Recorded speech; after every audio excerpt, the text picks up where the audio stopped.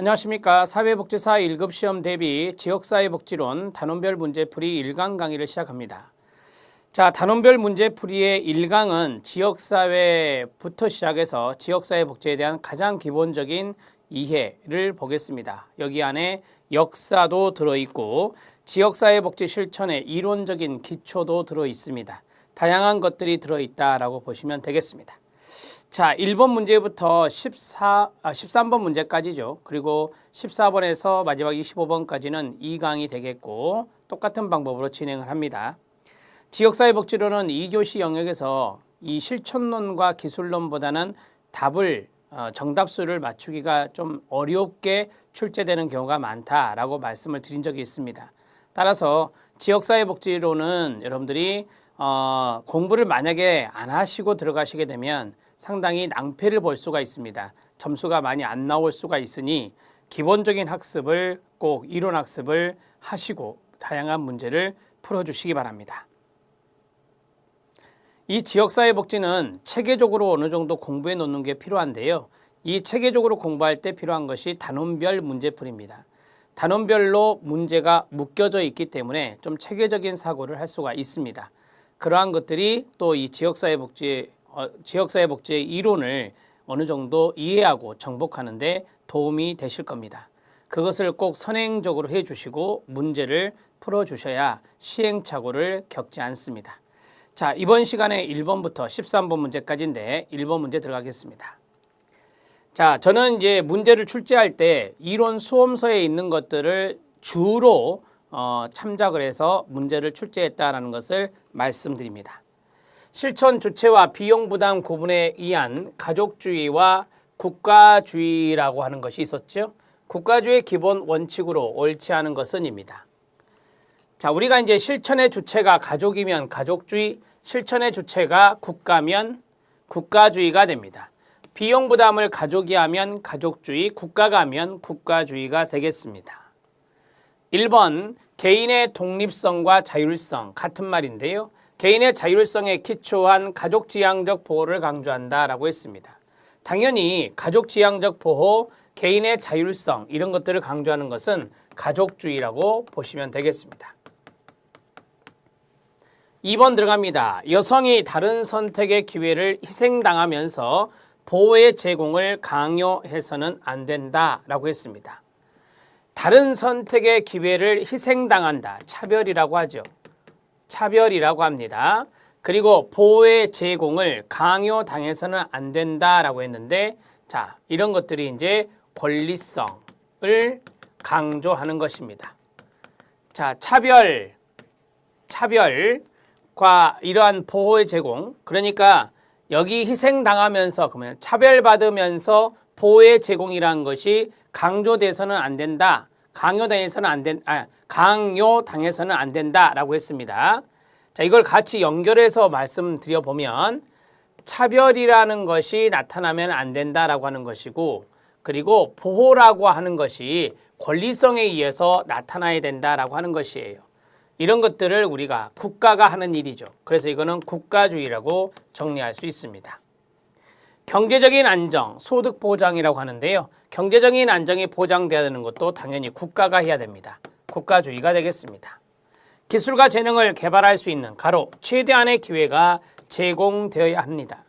기술을 개발하고 재능을 개발하는 이 기회는 국가가 주는 겁니다. 그래서 국가주의가 되겠습니다. 보호의 체계는 보호를 제공받는 개인의 욕구와 취향에 맞추어져야 한다라고 했습니다. 개인의 욕구가 있습니다. 취향이 있습니다. 거기에 보호 체계가 맞추어진다. 맞춤 서비스라고 하는 거죠. 이 맞춤 서비스는 국가에 의해서 이루어지는 국가주의다. 이렇게 정리하시면 되겠습니다. 자, 1번이 답이 됩니다. 1번은 가족주의가 되겠습니다. 이론서에 나와 있는 것입니다. 자, 2번 문제 들어가도록 하겠습니다. 자, 2번은 던햄이 제시한 지역사회 유형화의 연결이 옳지 않은 것은입니다. 앞에 타이틀을 봐주시기 바랍니다. 인구의 크기에 따른 기준, 경제적 기반에 따른 기준, 정부의 행정구역에 따른 기준, 기능적 기준, 인구 구성의 사회적 특수성에 따른 기준입니다. 이것만 보고도 문제 맞추셔야 돼요. 왜냐하면 던햄이라는 학자는 바로 인구 크기, 경제적 기반, 행정구역, 사회적 특수성 여기에 따라 나눈 사람이에요. 기능적 지역사회와 지역적 지역사회, 지리적 지역사회 이렇게 나눈 학자가 있습니다. 기능적인 지역사회와 지리적인 지역사회로 나눈 것은 로스에 의해서 나누어진 것이죠. 자, 그래서 4번 지문은 더넴이 제시한 게 아닙니다. 인구 크기는 대도시, 중소도시, 경제적 기반은 광산촌, 산촌, 어촌, 농촌 이런 것이 들어가고 그 다음에 이 행정구역은 특별시, 광역시도, 시군구, 읍면동이 되겠습니다. 인구 구성의 사회적 특수성은요. 도시 저소득층 지역이라든지 외국인촌이라든지 할렘가가 여기에 들어갈 수 있겠습니다. 이번의 답은 4번입니다. 우리가 기능적 지역사회는 이거죠. 교육계, 문화계, 종교계 이런 것들이 기능적 기준이라 합니다. 기능적 기준은 바로 공통의 관계, 공통의 이해관계와 관심, 공통의 이해관계와 관심이 있는 공동체를 우리가 바로 기능적 지역사회라고 말한다. 개념 알아놓으셔야 됩니다. 중요합니다. 2번의 답은 4번입니다. 자, 3번 문제 들어갑니다. 지역사회의 개념입니다. 옳지 않은 것은입니다. 지역사회 복지 전에 지역사회에 대한 부분들을 보고 있습니다. 일정한 지리적 구역, 지역이라고 하죠. 전제로 일정한 지역에 사는 사람들의 집합체를 커뮤니티, 지역사회라고 말할 수 있습니다. 지리적인 의미라고 보시면 되겠죠. 지역사회 복지에서 의미하는 지역사회는 지리적 의미와 기능적 의미를 함축합니다. 로스에 의해서 제시된 것이다. 이렇게 말씀드렸죠. 자, 그 다음에 사회적으로 동질성을 띤 지역으로서의 지역사회가 있는데 자, 이 사회적 동질성이란 말이 있네요. 따라서 이것은 주민들 간의 합의성이라든지 일체감이라든지 공통의 관심과 가치 등 이런 것들을 강조하는 것이 사회적 동질성을 띤 지역사회가 되겠습니다. 기능적 지역사회는 다양하고 상이한 관심과 이해관계로 형성된 공동체가 아니라고 제가 말씀을 드렸죠. 기능적 지역사회는 공통의 관심입니다. 공통의 관심과 그 다음에 이해관계로 형성된 것이다. 이렇게 보시면 되겠고 지역사회가 지녀될 공통요소는 3가지. 지역이 있어야 되고 공동결속체가 있어야 되고 사회적 상호작용이 있어야 합니다. 자, 지리적인 부분이 지역이고 공동결속체, 공동의 연대감이라고 하죠. 공동연대감이 동의어가 됩니다. 그리고 3번째, 상호작용이 있어야 되겠죠. 사회적 상호작용, 이것을 우리가 지역사회의 3요소라고 이야기합니다. 자, 답을 해결했습니다. 4번이 답이고요. 어렵지는 않습니다. 자, 4번 문제 들어갑니다. 차분하게 푸시면 됩니다. 차분하게 이론 수험서에 있는 대로 배우신 대로 정리하시면 됩니다. 학자들이 주장한 지역사회 복지 실천에 견해가 있습니다. 설명한 것으로 옳은 것은입니다. 4번 문제 별표. 자, 지역사회 조직을 수행하기 위한 구조가 있습니다. 지역사회 조직 구조가 있는데 가능한 한 복잡하고 다양해야 한다? 아닙니다. 단순할수록 좋겠죠. 이러한 구조는 단순하는 것이 좋다. 단순하여야 한다. 구조는 단순하여야 합니다. 자, 그 다음에 지역사회 복지는 꼭 필요한 주민들에게 선별적으로 분배되는 게 좋을까요? 자, 어느 정도 맞을 것 같은 느낌이 많이 들지만 지역사회 복지는 모든 주민들에게 공평하게 분배되는 게 좋습니다. 모든 주민들에게 공평하게 분배되는 것이 좋습니다. 자, 공평한 분배를 생각해 주시면 좋겠고 사회복지를 위한 지역사회 조직에 있어서 1차적 클라이언트, 중요한 부분이죠. 1차적 클라이언트는 지역 주민이 아니라 뭐라겠죠? 지역사회다라고 배웠습니다. 맞습니다. 이 지문이 시험에 많이 나와서요. 사람과 집단들 간의 상호 독립성이 문제 해결의 동기가 돼야 된다. 사람과 집단들이 따로따로 독립하는 게 아니라 서로 상호작용해야 되기 때문에 자, 상호 독립성이 아니라 상호 의존성이라고 하는 것입니다. 상호 의존성의 동의어는 상호작용이다 이렇게 보시면 돼요. 이러한 것들이 문제 해결의 동기가 되는 것입니다. 마지막 지역사회 조직은 그 자체로서 목적이 된다? 아닙니다. 여러분 이 지역사회 조직, 지역사회 복지 실천이라고 하는 목적은 주민의 삶의 질을 향상시키는 거예요. 자, 주민의 질을 향상시키기 위해서 우리가 실천이라는 걸 하는 거죠. 따라서 수단이 되는 겁니다.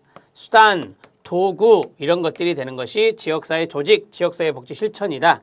이렇게 정리하시면 되겠습니다. 자, 답을 해결했는데 답은 3번이 답이 됩니다. 4번 문제 잘 알아놓으시죠.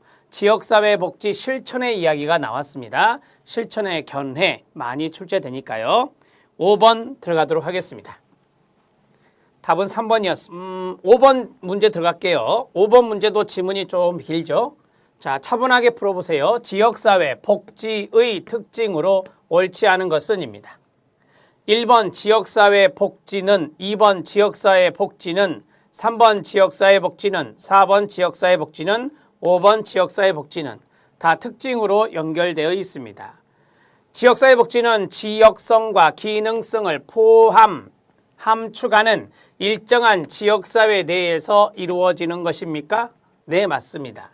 지역사회 복지는 지역사회 주민의 삶의 질 향상이라는 궁극적인 목표를 지니고 있습니까? 네, 맞습니다. 지역사회 복지는 지역사회 문제를 해결하고 지역 주민의 복지 욕구를 충족시키는 기능이 있습니까? 네, 맞습니다. 지역사회 복지는 국가, 중앙정부가 주체가 되어 공공과 민간의 협력이 강화되는 추세로 발전하고 있습니까? 앞뒤가 안 맞잖아요, 여러분. 자, 여기 공공과 민간의 협력이 강화된다라고 했어요. 우리가 이것을 공사협동이라고 말하죠. 공사협력이라고 합니다. 이것이 강화되고 있습니다. 그러면 무엇이 주체가 되느냐?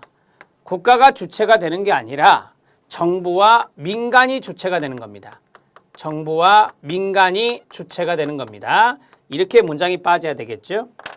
5번 들어갑니다. 지역사회 복지는 조직적 활동을 강조하는 전문적인 서비스와 기술적인 방법을 사용하고 있습니다. 자, 답을 해결했습니다. 4번이 답이 되겠습니다. 5번은 지역사회 복지의 특징에 대한 것 차분하게 읽어주시면 되고, 최근에는 공공과 민간의 협력이 강화되고 있는 추세라는 것도 팁으로 알아두시기 바랍니다. 6번 문제 들어갑니다. 5번의 답은 4번입니다. 자, 1강 강의는 여러분 지역사회 복지 워밍업이에요. 워밍업. 2강부터서가 중요한데 1강 워밍업을 지금 하고 있습니다. 지역사회 복지 실천의 원칙으로 옳지 않은 것은 입니다. 1번 지역사회의 목표 설정이나 활동에 대한 지역 주민의 자조적, 협동적 사업을 추진하는 것이 지역사회 복지 실천입니다. 자, 그 다음에 두 번째, 과업 성취에 이르는 모든 과정보다는 구체적인 과업 달성이 중요하다라고 했습니다. 과정과 과업이 있는데 지금 이 과업이 중요하다라고 했잖아요. 아닙니다. 과정이 더 중요합니다. 지역사회 복지 실천의 원칙에 과정 지향의 원칙이 있습니다. 과업 지향의 원칙이 아니라 과정 지향의 원칙이란 게 있습니다. 이것은 구체적인 과업의 달성보다는 과업 성취에 이르는 모든 과정을 더 강조한다라고 하는 것입니다. 이게 더 중요하다라는 측면이죠. 자, 됐고요. 지역사회 문제나 갈등을 자아낼 수 있는 주민 간의 마찰이나 대립의 상황도 주민 간의 상호작용 방법에 의해서 충분히 조정이 가능할 것입니다. 방법상의 원칙으로 지역사회의 문제 해결이나 목표 달성을 위해 전 주민의 의견의 일치, 합의라고 하죠, 이거. 전 주민의 의견의 일치를 합의라고 하고 그것을 삼는 전술을 활용한다. 합의 전술입니다. 사회복지사의 역할상의 원칙으로 능력 부여자로서의 역할이 있습니다. 능력 부여자로서의 역할은 우리가 이제 지역사회를 임파워링 한다 이 말이죠. 지역사회를 임파워링 한다. 권한을 부여하고 역량을 강화하는 그러한 권한 부여자, 능력 부여자로서의 역할을 사회복지사가 한다라고 하는 것입니다. 자, 지역사회복지 실천의 원칙이라고 하는 것이 있는데요. 그 원칙을 문장으로 뽑아낸 겁니다. 6번 문제는 상당히 좋은 문제 중에 하나고요. 2번이 답이 되겠습니다. 해설해 보면 아주 장황하게 잘 정리해 놨으니 꼭 읽어 주시고, 지역사회복지 실천의 원칙에서 우리가 이제 뭐 지역사회 자주성 중시라고 하는 것이 있고,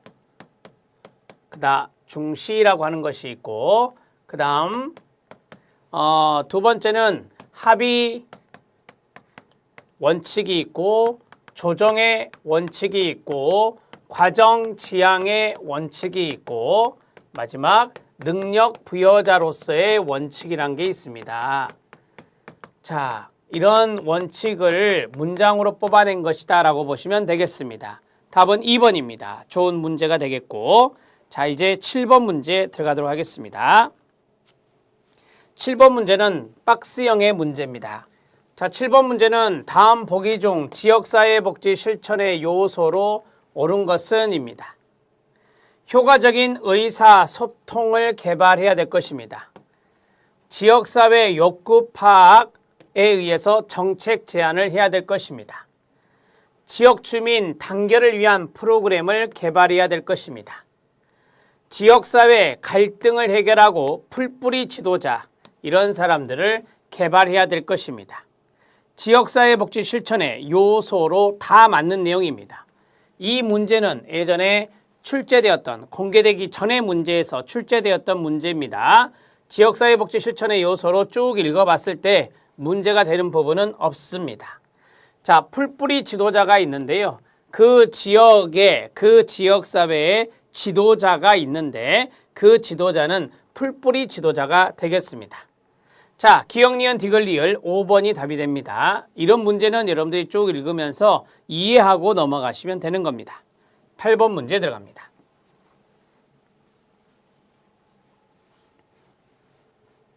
자, 8번 문제는 지역사회 복지의 등장 배경입니다. 옳지 않은 것은 입니다. 끊어읽기 하면서 이해하시면 됩니다. 사회 문제가 증가되었습니다. 가족과 지역 공동체, 이것을 이웃이라고 하는데요. 가족과 지역 공동체가 지니고 있던 복지적 기능이 약화가 되었네요. 이를 보완할 서비스가 사회적으로 필요하게 되어서 지역사회 복지가 등장하게 된 겁니다. 화폐 욕구라고 하는 것이 있고 비화폐적 욕구란 게 있는데요. 복지 요구가 비화폐적 욕구에서, 이게 서비스라고 보시면 되고요. 화폐적인 복지 서비스, 이게 현금이 되겠죠. 자, 그것으로 옮겨지고 있다. 여러분, 지역사회 복지는 현금을 주는 게 아니에요. 필요한 자원의 도움, 서비스를 주는 거예요. 따라서 화폐적인 어떤 복지 욕구에서 비화폐적인 욕구로 옮아가고 있는 겁니다. 이 순서가 틀렸어요. 앞뒤가 바뀌었다라고 보시면 됩니다. 탈시설화의 영향이 큰 영향을 줬죠. 탈시설화의 영향으로 지역사회 보호가 강조되었습니다. 가정과 이웃의 범위에서 정상적인 생활을 할 수 있도록, 이게 뭐죠? 정, 상, 화의 이념입니다. 노멀라이제이션. 클라이언트에게 서비스를 제공하는 재가복지 서비스가 등장하게 되었습니다. 정상화의 이념으로 재가복지라는 것이 강조됐고 지역사회 보호가 나왔죠. 맞습니다. 사회 문제에 따른 복지 욕구의 증가로 인해 지역사회 중요성을 점차 인식하게 됩니다. 복지 욕구가 증가하면 증가할수록 시설 복지는 제한된 서비스를 주기 때문에 문제가 있죠. 그래서 복지 욕구가 증가하면 그만큼 지역사회가 중요성이 나타나게 됩니다. 실천론, 기술론에서 배웠던 사례관리가 그렇습니다. 자, 답을 해결했습니다. 2번이 답입니다. 복지 요구가 화폐적인 욕구에서 비화폐적인 욕구로 바뀌고 그로 인해서 복지 서비스가 강조되고 있다는 측면을 생각해 주시기 바랍니다. 자, 8번의 답은 2번입니다. 9번 문제 들어갑니다. 이 전반부에는 역사도 들어있습니다. 지역사회 복지의 역사를 말하는 것입니다. 자, 지역사회 복지의 역사의 미국입니다. 미국의 지역사회 복지 역사적 사건 내용이 순서대로 옳게 연결된 것은 입니다. 9번 문제 별표. 인보관 운동의 미국 인보관의 최초는 글린 길드입니다. 1886년 글린길드가 되겠습니다. 그 다음에 자선조직협회입니다. 뉴욕의 자선조직협회가 등장하게 되는데 그게 1877년입니다. 자, 1877년을 쓰면 되겠고요.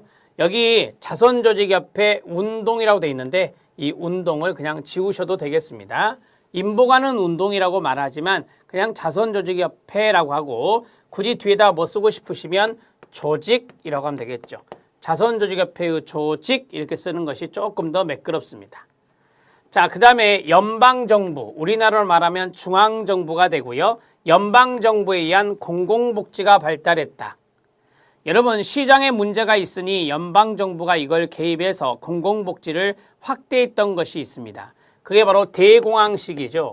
경제 대공황 시기 1929년에서 1939년이니까 1930년대라고 보시면 되겠습니다. 빈곤과의 전쟁을 선포했고 베트남 전쟁과 같은 사회적 상황이 나타났던 시기는 존슨 대통령입니다. 1960년대입니다. 1960년대 존슨 대통령이 여기에 들어갑니다. 복지 삭감에 대한 압력입니다. 사회복지 서비스의 민영화입니다. 복지 삭감과 민영화는 레이거노믹스와 연관성이 있습니다. 레이거노믹스는 1970년대에 나타났던 석유파동 이후의 내용입니다. 그래서 1970년대 후반부터 80년대, 1990년대까지 가게 됩니다. 이것이 바로 복지 삭감에 대한 압력과 사회복지 서비스의 민영화가 되겠습니다. 자, 순서대로 나열해 보겠습니다.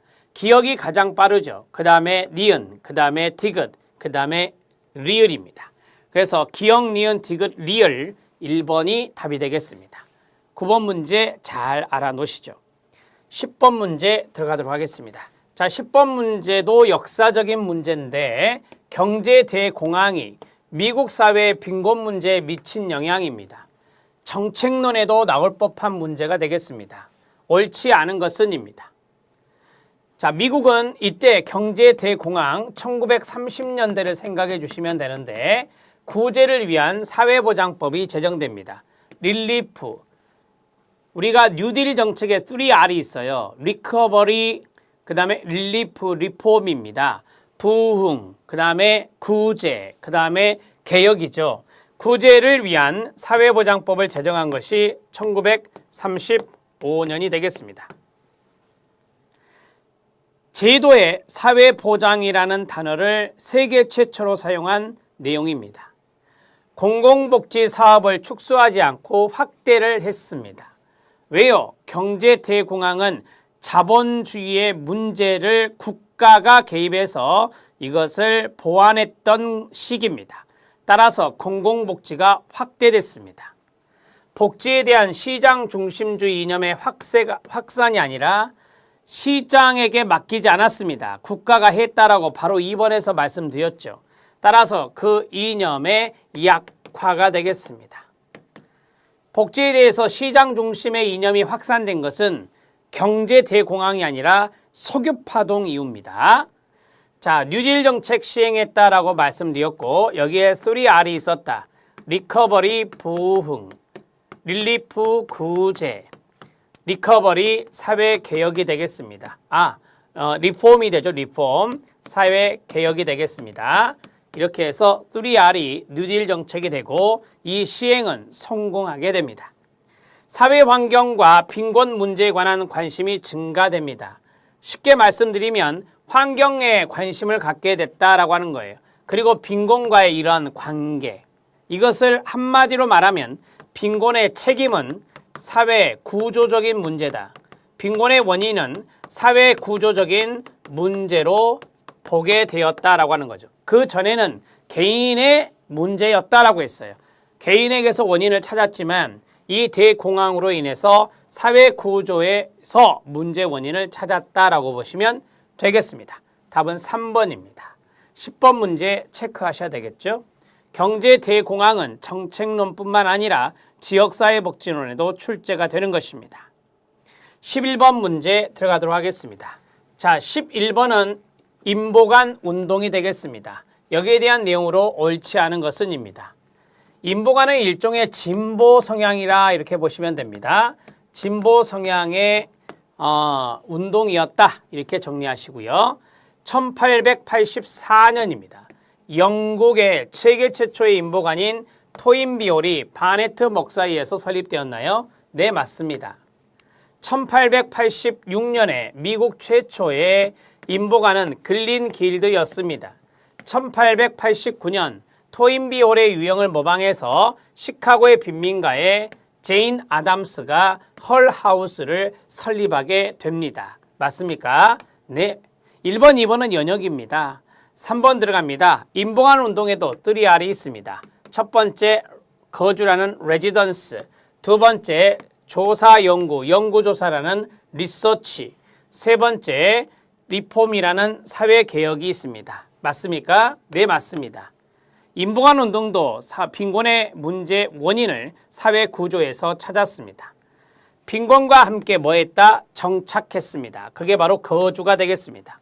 생활하고 인격적인 접촉으로 그들의 욕구가 무엇인지 이해하고 그에 따라 집단활동을 전개했습니다.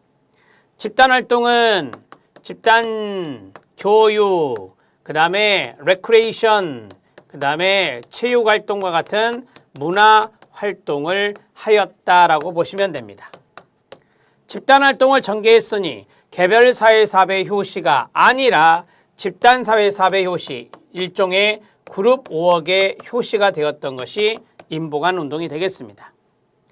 다섯 번째, 인보관 운동의 목표는 뭐였습니까? 빈민들의 생활을 개선하는 것이었습니다. 사회 구조의 변화를 일으켜서 빈민들의 생활을 개선하는 것이 인보관 운동의 목표였습니다. 답은 4번입니다. 11번 문제, 인보관 운동의 역사 문제입니다. 이것도 마찬가지 실천론과 정책론에서 출제될 수 있습니다. 12번 문제 들어갑니다. 11번의 답은 4번이었습니다. 자, 12번 문제, 자선조직협회와 인보관 운동의 문제가 되겠습니다. 자선조직협회는 보수 성향이고 인보관 운동은 앞에서 말씀드린 대로 진보 성향입니다. 옳지 않은 것은입니다. 인보관 운동은 사회개혁에 앞장섰나요? 네, 맞습니다. 자선조직협회는 빈곤은 대규모의 국가 개입이 아닌 민간의 자선 노력을 통해서 해결할 수 있다고 보았나요? 네, 그렇습니다. 그래서 자선조직협회입니다. 국가가 적극적으로 개입하는 것을 별로 탐탁치 않게 생각했던 것이 자선조직협회고 민간의 자선 노력을 통해서 해결할 수 있다고 보았습니다. 인보관 운동은 주로 지식층, 대학 교수, 대학생을 중심으로 빈민과 함께 거주하였습니다. 그들을 계몽 선도하고 정부의 각종 복지 정책에 대해서 뭐했다? 비판하였습니다. 자, 그러면서 정부의 적극적인 개입을 강조하게 됩니다. 여러분, 여기에 정부의 각종 복지 정책이 뭐겠습니까? 선별적 정책이 되겠죠. 선별적 정책이 될 것입니다. 자, 거기에 대해서 인보관 운동은 비판을 했다라고 보시면 되겠습니다. 자, 같이 읽어요. 시작. 빈민에게 물고기를 주지 말고 물고기 잡는 방법을 가르쳐 주자라고 했습니다. 이게 일종의 자조라고 하는 거죠. 자조라고 하는 거. 이것을 강조했던 것은 인보관 운동의 슬로건이 아니라 자선조직협회 COS라고 하죠. 자, 자선조직협회의 슬로건이 바로 빈민에게 물고기를 주지 말고 물고기 잡는 방법을 가르치라라고 하는 슬로건이 있었습니다. 4번 잘못됐고 자선조직협회의 활동은 빈민에 대한 과학적 조사를 했죠. 과학적 조사는 가정방문해서 개별 조사를 하게 됩니다. 과학적 조사라는 측면에서 오늘날 사회사업의 전문적인 기초를 이루었던 것이 자선조직협회의 활동이었습니다. 4번이 답이 됩니다. 12번 문제도 별표. 여러분, 이 자선조직협회와 인보관 운동의 비교 문제가 잘 출제가 됩니다. 그래서 이 문제를 별표 친 겁니다. 13번은 자선조직협회의 문제가 되겠습니다. 이번 시간의 마지막 문제 13번 문제 들어갑니다. 자선조직협회에 대한 설명 중에 옳지 않은 것은입니다. 자, 보수 성향이라고 말씀을 드렸었죠. 자, 이 문제는 공무원 시험에 5급 공무원 행정고시에서 출제된 문제를 가져왔습니다. 빈곤 가정에 대해 우회 방문원 하면은 자선조직협회, 우회 방문을 통한 개별 가정 방문을 했다 했습니다. 이에 근거한 서비스를 제공하였는데 이것이 바로 개별 사회 사업의 출발이 됩니다. 케이스웍의 효시가 바로 COS다라고 하는 것입니다. 1번 지문 맞습니다. 2번 지문 자선기관들이 가로 서비스의 중복과 낭비를 뭐하기 위해 피하기 위해 뭐했다? 등록을 했습니다. 서비스를 조정했습니다. 서비스의 연계라고 보시면 되겠고 이것이 지역사회 조직의 출발이 됩니다. 서비스 조정은 서비스 연계라고 말씀드렸죠. 서비스 연계는 지역사회 복지와 연관성이 있거든요. 지역사회 복지와 관련성이 있다. 그래서 지역사회 복지의 기반이 된 게 COS입니다. 빈민의 생활 양식을 변화시키는 가로 도덕적 개혁을 강조했던 것이 COS입니다. 빈민의 도덕적인 개혁입니다. 빈민에게 문제가 있으니 빈민이 바뀌어야 됩니다. 그래서 빈민이 도덕적 개혁이 나타나야 된다. 이것을 바로 목적으로 잡았습니다. 맞습니다. 자선은 자본주의 발달에 따른 불평등의 심화가 이루어져 부르주아 계급 상류층이 되겠습니다. 자본가 계급이니까 자 부르주아 계급이 그들의 특권적인 지위를 도덕적으로 정당화하기 위해 행해진 것이 바로 자선입니다. 쉽게 말하면 상류층의 자선이 되겠습니다. 상류층의 자선이 이루어진 것은 뭐냐? 이 특권적인 지위를 도덕적으로 정당화받기 위해서 특권적인 지위를 도덕적으로 정당화하기 위해서 이 사람들이 자선이라는 것을 했다라고 하는 것입니다. 맞습니다. 자선조직협회는 국가에 의한 공공정책에 대해 긍정적인 자세를 견지한 게 아니라 부정적인 자세를 견지하였습니다.